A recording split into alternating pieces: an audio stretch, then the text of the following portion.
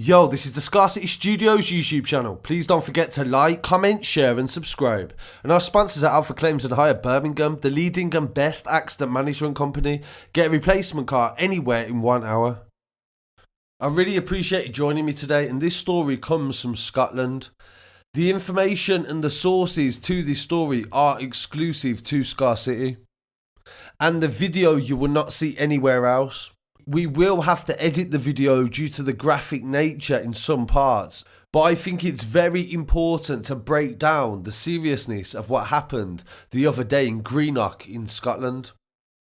Greenock is a coastal town, it's near Glasgow, and I received this footage the morning after. This story didn't break in the newspapers until the day later, but I've been putting this story together in order to be able to tell you guys the real facts of this story.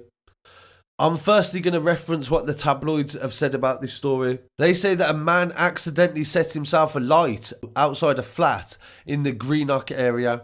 The footage, they said, was seen by the Sun, but this footage is not on social media, I assure you. We are the only channel that has this footage. They say it shows a 46-year-old man walking outside a property on Union Street in the Greenock area, shortly before being engulfed in flames. The emergency services raced to the scene at 10:30 p.m. on Monday night, but the man was pronounced dead at the scene.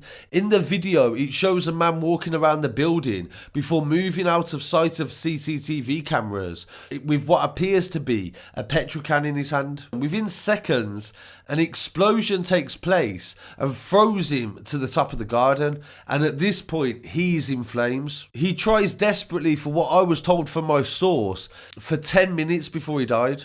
Police officers in the area have said they're not treating the death as suspicious and no one else is wanted in connection with it. This happened on Union Street in Greenock, and my source told me that they believe this man may have been paid to do this.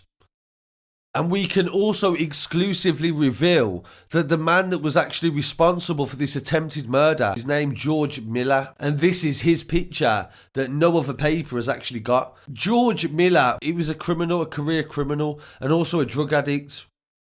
Back in 2016, he was actually in the paper because he sparked a major alert over an evacuation in the Greenock area after threatening to cause a massive gas explosion.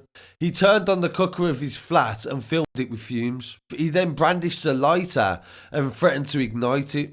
He was 42 back in 2016 this was, and he'd already served a prison sentence, they said. 15 neighbouring properties were actually evacuated in relation to this case. They say that he also made several attempts to spark the lighter, and the brave police officers wrestled him to the floor of his living room. So this shows that this man was actually fully capable, and he'd already attempted to kill a lot of people. He tried to make a gas explosion in his house several years before.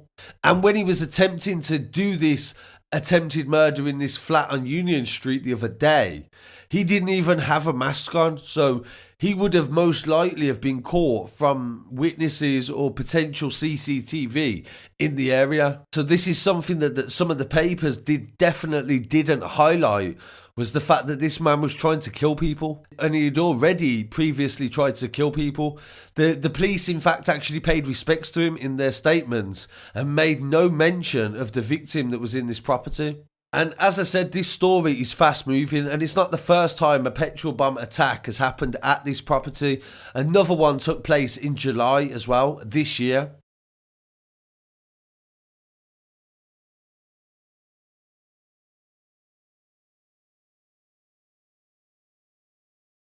On Wednesday at 11 p.m, a flat was attacked in the area. The police believe that this was in connection and a retaliation for the attack on the property in Union Street. This attack involved a mother and a daughter in Wellington Street, and they torched the flat while the little girl was inside. The 40-year-old woman was rushed to hospital with serious injuries and remains in a stable condition. Her daughter, who was 9 years old, was not injured, but police say the attack was unprovoked and sickening, and they believe it is connected to the attack that happened the night before. They say that a small white vehicle was seen in the area at the time of the incident and drove off in the direction of Duncan Street.